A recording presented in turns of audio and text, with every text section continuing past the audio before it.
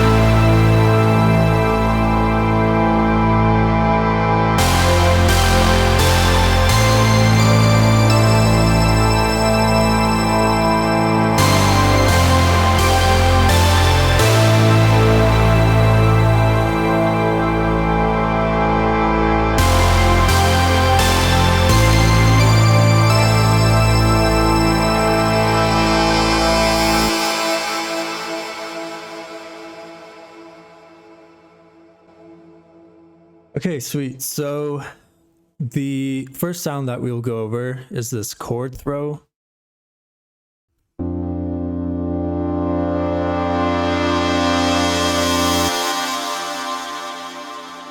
So essentially, this is just a pretty basic saw wave chord, and then I'm filtering it up with this EQ, and then we have some distortion to brighten up the high end, as well as some effects to reverb it out.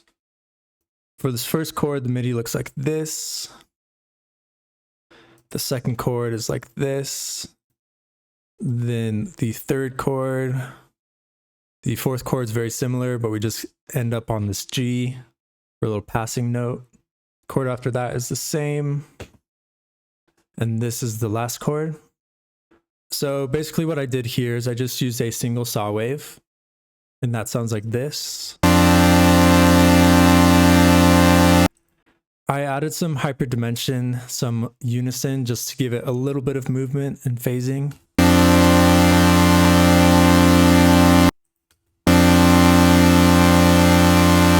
Just makes it feel a little softer, like there's a little bit more movement there. Then this EQ, I'm just kind of boosting this presence region around 1K. And that's so at the very end, the delay and reverb has the right frequencies to ring out. I've been using isotope trash a lot lately. I just think it does everything that you want to do. It actually accomplishes it. So just in this high band here, have some hardship and some capacity, and that gives us this very bright high end.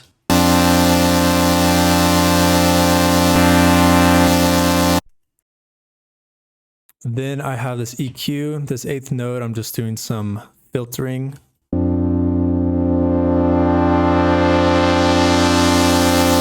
And you can see how it's moving on the other chords. So fully up for these big chord throws. During the climax, it's just going up a little bit, not fully bright. Then I have this delay on here.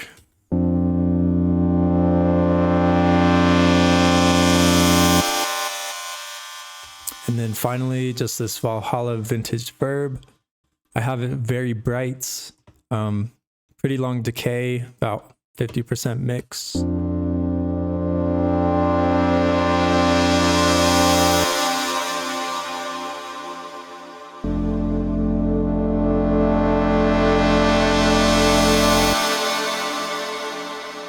that is pretty much it for that chord throw, pretty basic. The next sound we can go over is the bass stab.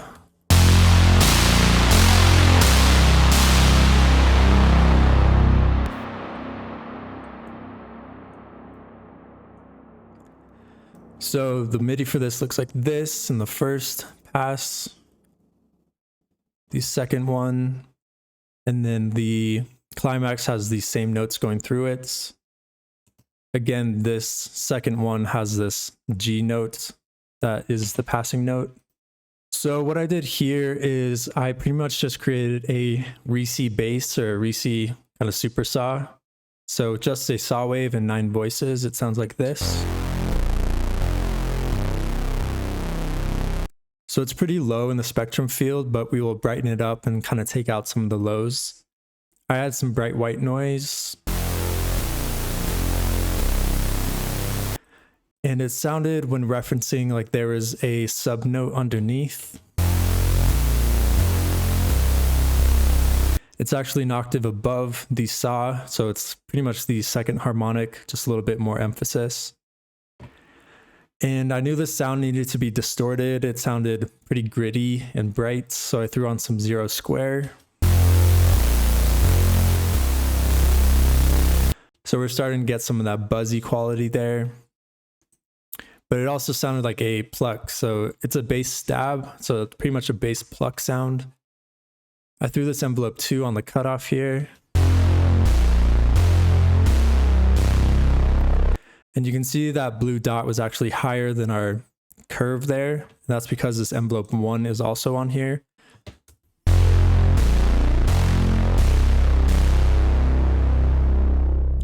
And I put that on there so as this note is holding out, it will go fully dark after a certain amount of time. So we're getting those plucks from the envelope 2, but then this envelope 1 curve is cutting it off. So we're just getting that low part at the very end. I threw on some plate reverb to give us some brightness.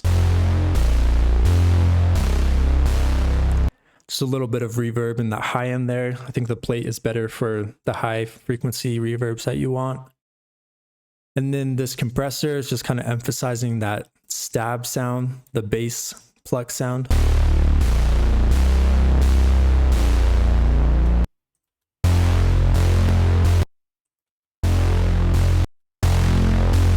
So you can hear how the attack is coming through just a little bit harder on those plucks now. And then the compressor clamps down on it. Next, I did some EQ. So taking out some of the lows, kind of emphasizing this low mid, kind of that muddy 200 hertz range, and then a big high boost.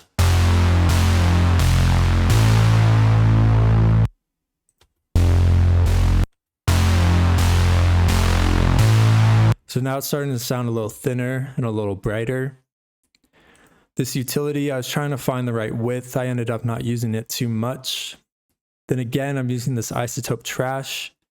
Similar sort of thing in the high end, the hardship and capacity. It really helps to brighten up that high end, and I found that you just kind of need some extra distortion up there.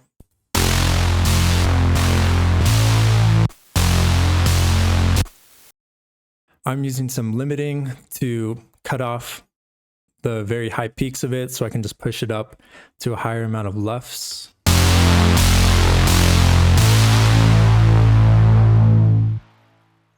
And then finally, I just have this Valhalla vintage verb. So we're getting that huge decay of the reverb splash. Really long decay, again, more in the high range there.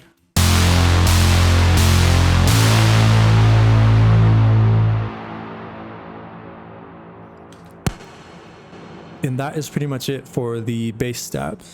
So if I play that together with the chord throw,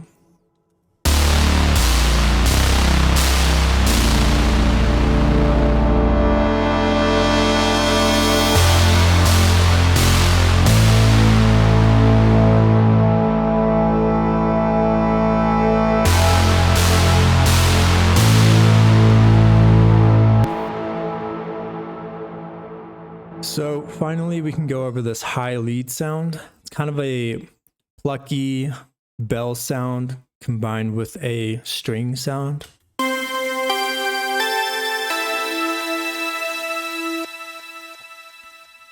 So the MIDI looks like this. What I ended up doing is just duplicating it an octave below. So it's the same notes, just 2 octaves. So if you saw the pad video, what I was doing here is pretty similar. I found this combination of sine waves to give us that bell sound.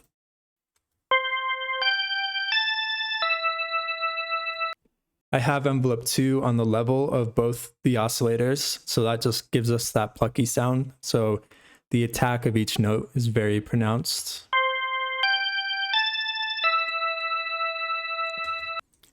And similar to the bass stab and the keys in the other video, I have the decay of the envelope 1 coming down over time. So we're getting some space at the end of these longer notes.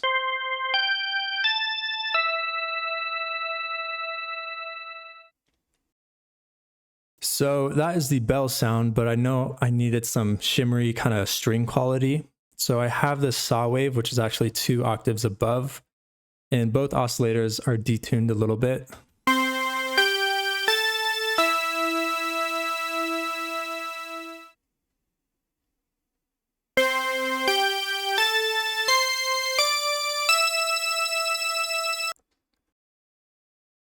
Next, I threw on some hyperdimension just to give us some more of that phasey kind of lush character.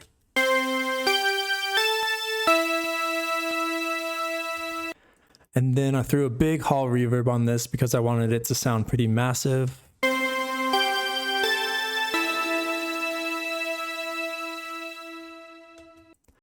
And then a compressor again to emphasize the pluck sound, just letting that attack come through a little bit, and then it's clamping down on it.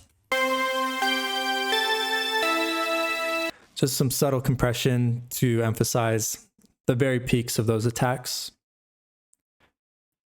Again, I'm using some isotope trash to brighten it up in the high end.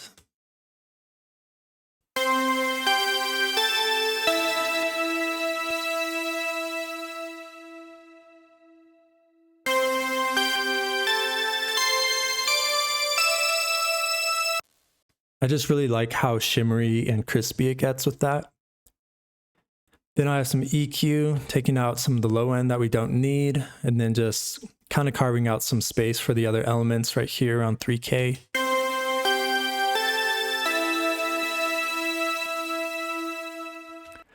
I threw this limiter on here. It's not really doing anything. It's just giving us some gain. And then I have a delay on there, so we're getting some repeating hits of each of those plucks.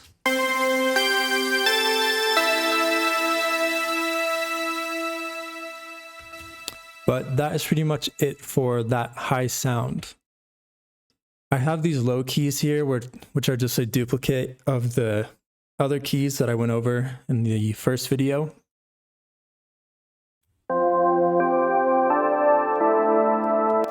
And these notes are essentially following the same notes here in that high lead.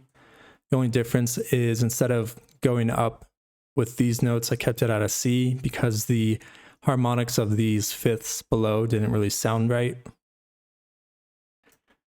But yeah, that's pretty much it for that. If I play those with the chord stabs in the bass, it sounds like this.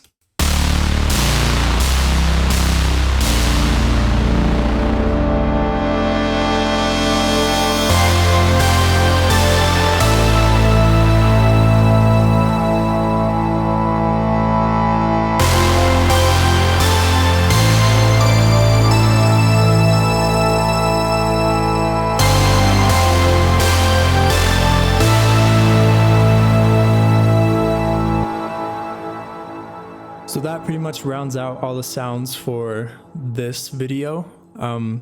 If you haven't watched the first video, please check that out. And again, this project is up on the Patreon if you'd like to dig into it further. But thank you guys for watching. I'm working on some new stuff, and I will be back with a new video very soon. Thank you.